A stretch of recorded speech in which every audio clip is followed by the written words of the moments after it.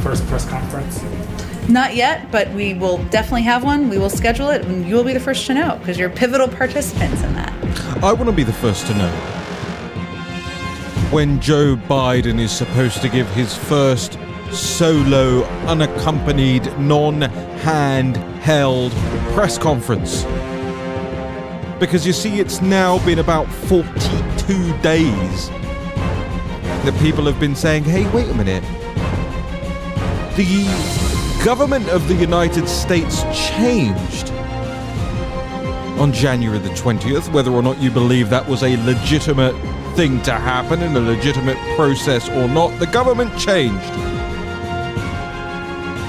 But we've yet to hear from the new Commander-in-Chief. The world is yet to hear from the new Commander-in-Chief. And what was it that they said? What was it they said in 2016? Democracy dies in... What was it? Oh yeah, it was darkness, wasn't it? Democracy dies in darkness. The darkness of failing to hold a press conference, the darkness of refusing to publish your daily schedule, the darkness of deleting the White House comments and petitions page, the darkness of failing to disclose the visitor logs to the White House. Welcome to another episode of The National Pulse. I'm Raheem Kassam, editor-in-chief of thenationalpulse.com. And it's late that I'm joining you today. I know it's late that I'm joining you today. It's about 8:30 p.m. here on the East Coast in the United States. I usually try and knock these out by about 3 or 4 p.m. I know a lot of you enjoy listening to them in the evening. And I suppose most of you won't get to this evening. You'll probably get to it either tomorrow morning or indeed tomorrow afternoon, at which point there'll be another episode. So I'll actually keep this short in order to fit this into your schedule and mine. It's 8:30 p.m. I really would like to eat some dinner at some point this evening. I shouldn't, because I had a big lunch.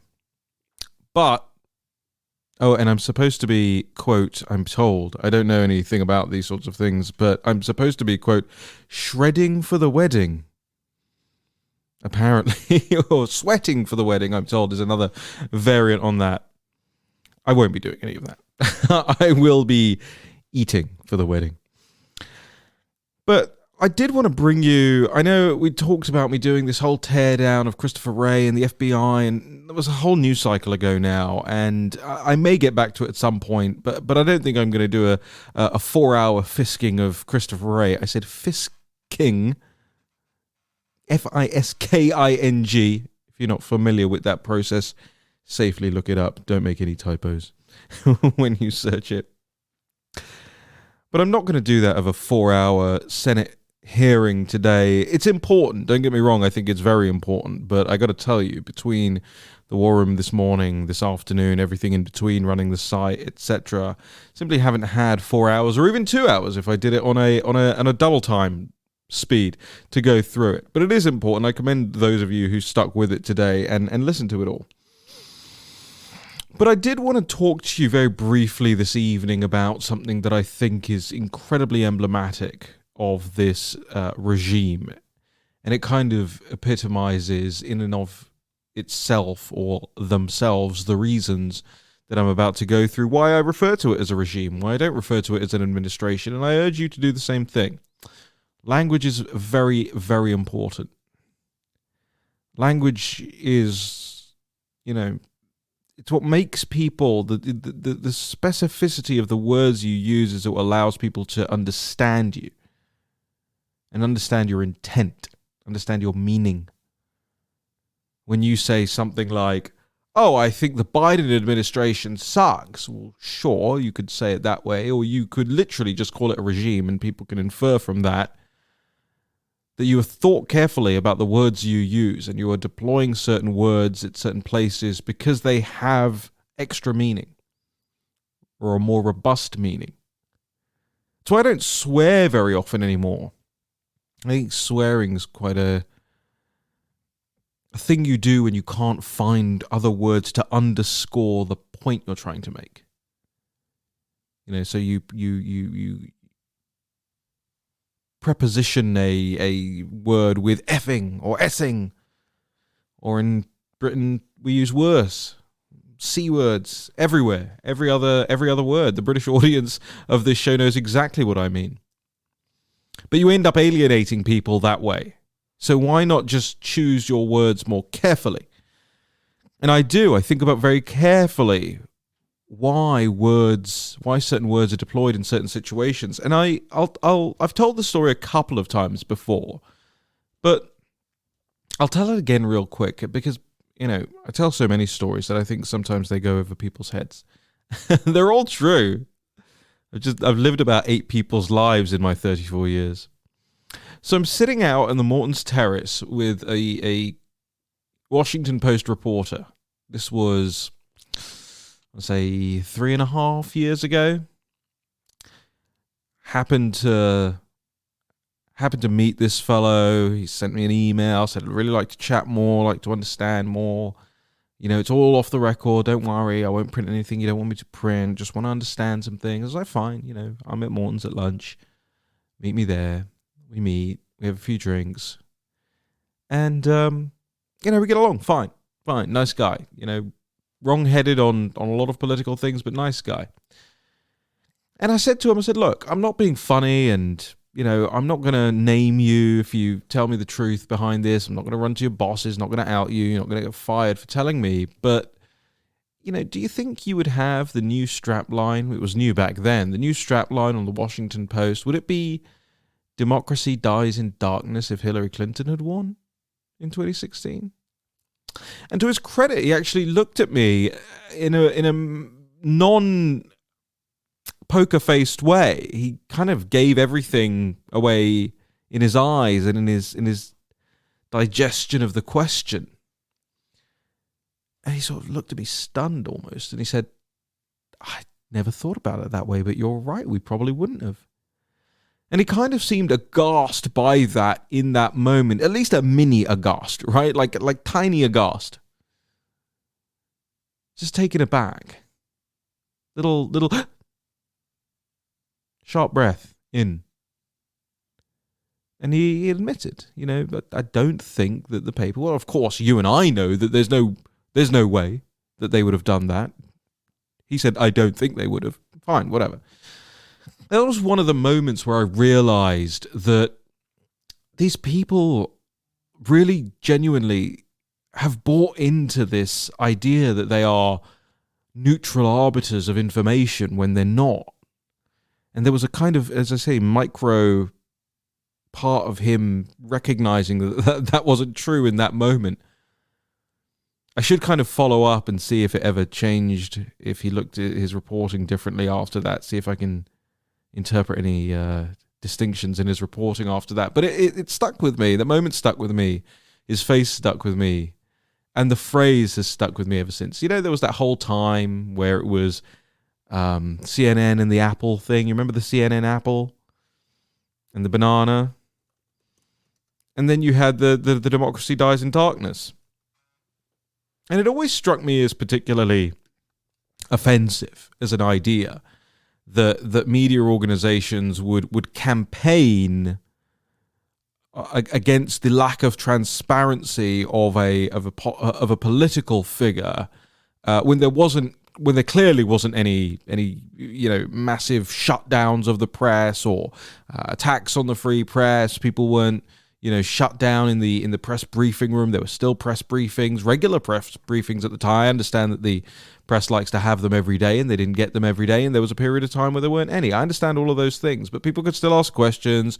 Reporters were still on the grounds, etc., etc., etc. Right? There was no wild attack on the freedom of the press, and there was a schedule published every day, a White House schedule published every day.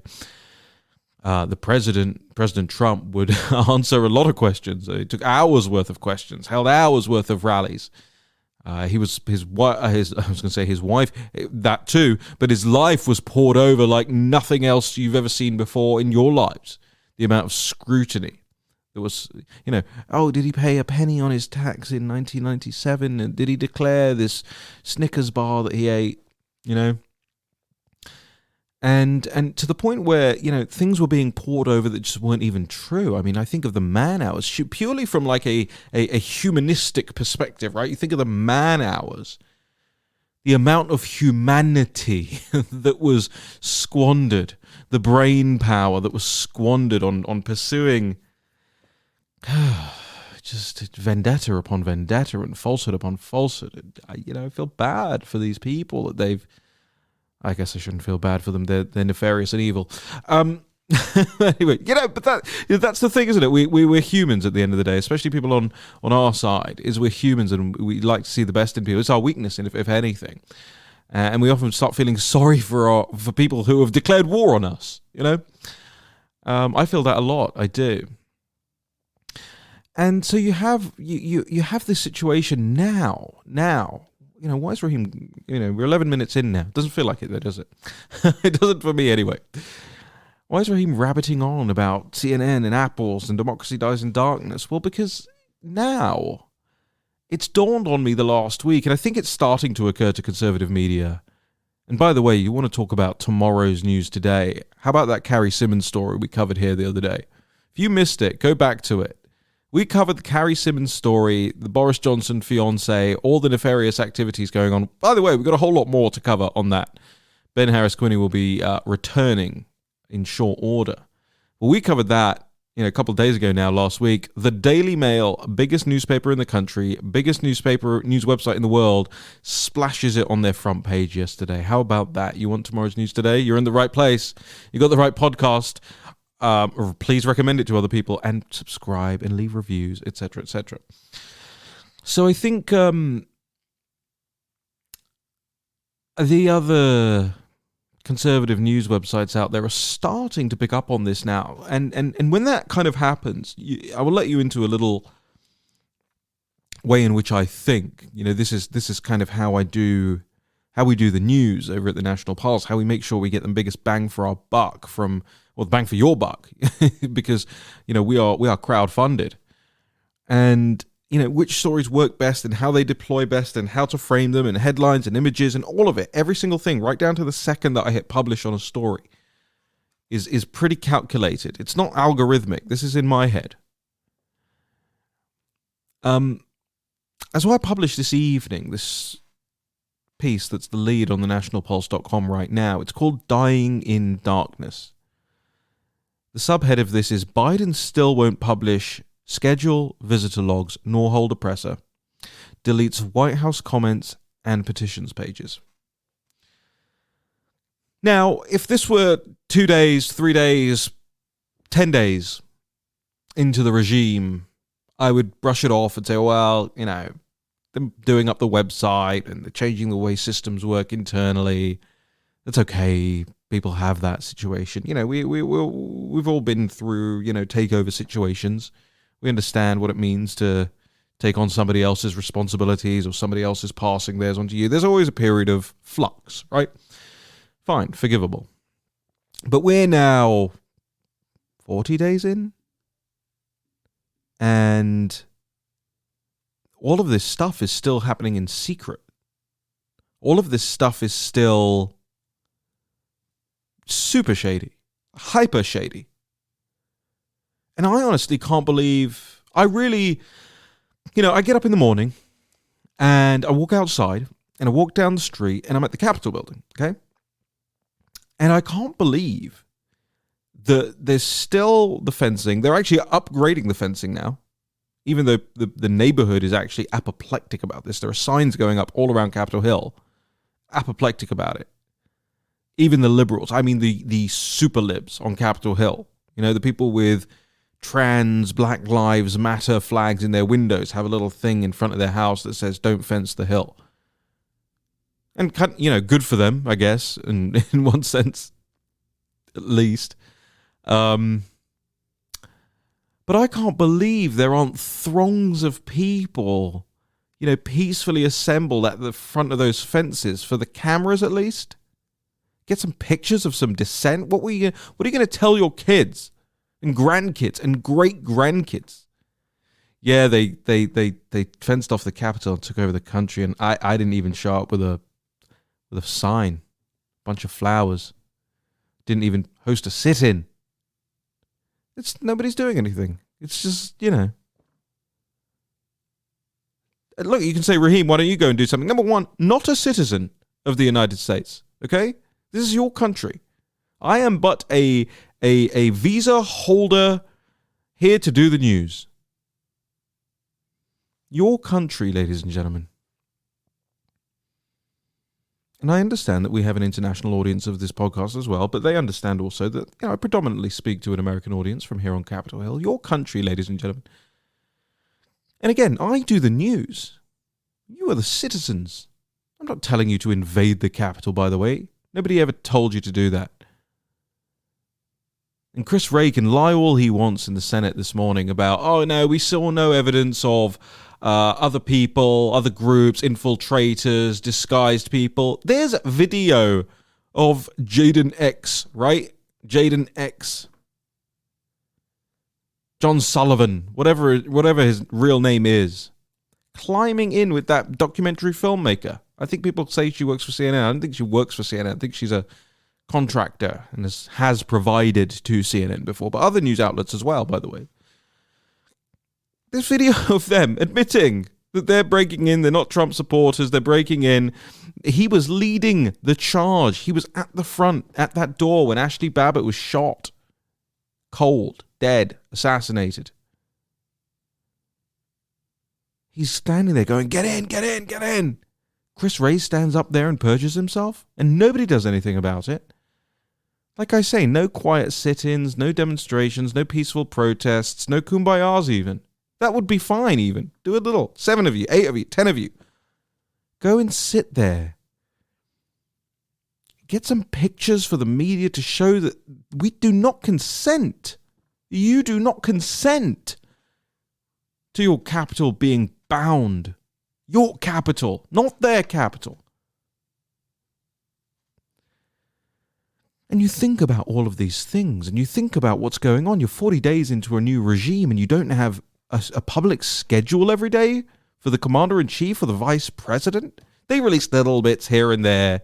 Biden will be playing with his dogs between 1:12 and 1:13. Then he has some applesauce and lays down, builds a fire. I'm not kidding, by the way. This is a big thing now. They talk about how he loves to build a fire in the Oval Office. Not in the middle of the Oval Office, at the fireplace. He's not quite that bad yet. It'll happen. But no visitor logs. You don't know who's coming or going. You don't know who's zooming in and literally zooming in and zooming out, or digitally zooming in and zooming out. There's no accountability going on right now. There's no noise about this from Republicans. Press conference, a basic thing you would expect. And I understand. Look, I played a clip right at the beginning of the show. Some members of the media are starting to ask the question now, hey, this isn't normal. You're damn right it's not normal. Because what happened was, over the last 5 years, the media has been shrieking, this isn't normal, while everything has basically been totally normal, right?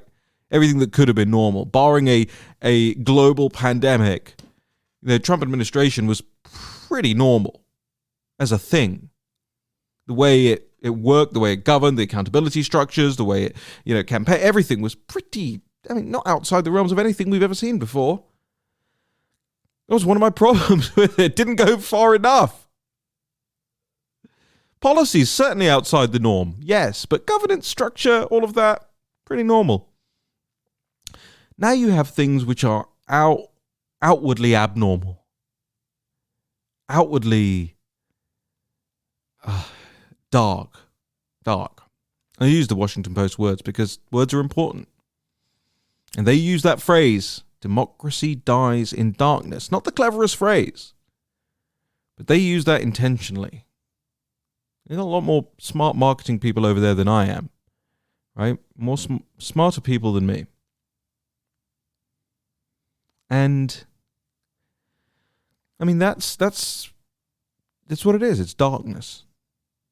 You delete the comments page and the petitions page of the White House, so there's no public feedback mechanism. You know the White House is still surrounded by fencing now as well, right? You're aware of that. I know we talk about the Capitol Hill one. The White House is the same. Same, just, encampment. That reminds me of when I went to Kiev in 2013 for the Maidan protest. Saw the government encampment, they had the military vehicles out there. Exactly the same things going on here. All the things they told you couldn't happen in the United States of America because you have your Constitution. No, the Constitution is only important as long as there is a public willing to help enforce it. That's all it is. The document's great, but you have to want to do something about it. I've actually got, my phone was just ringing and it was old Jack Posobiec calling in. Should we scare him and dial him into the conversation here? Let me see if I can call him back and bring him to the conversation here. He may not want to be on the show. Jack, I'm actually recording right now, and you're on the recording. You're live. Well, not live. You're podcasting with me.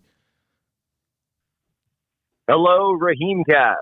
This is the voice of Jack Posobiec. It is currently being recorded, so I am currently live in reality. Yeah, exactly. I know you probably don't want to do this, so I was just talking about the whole abnormality. Tell me if you want to leave, but I was just talking about the whole abnormality of the Biden regime and the not publishing the schedule, the visitor logs, no press conference, no comments, no petitions, just total bizarress. Well, I'll tell you what it reminds me of. It reminds me of the Barack Obama administration, only with, if anything, less privacy. Say what you want about President Trump and his administration, his policy, etc.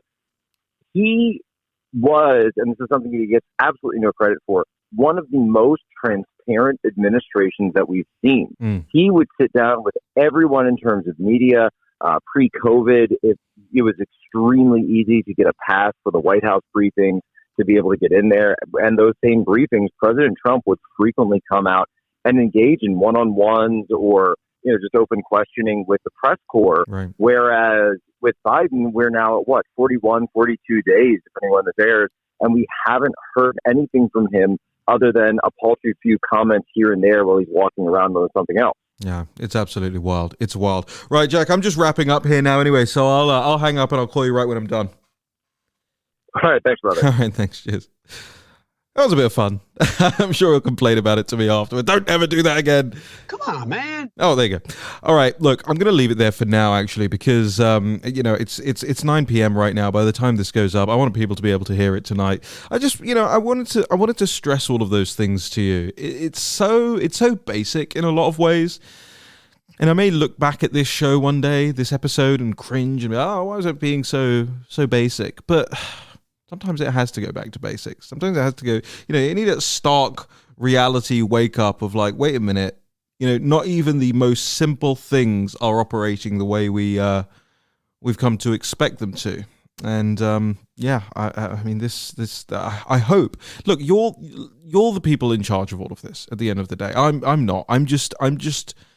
I will be a transient figure just like every other conservative commentator over the decades, right? People will not remember me, but they will remember the actions you take because your actions will have consequences.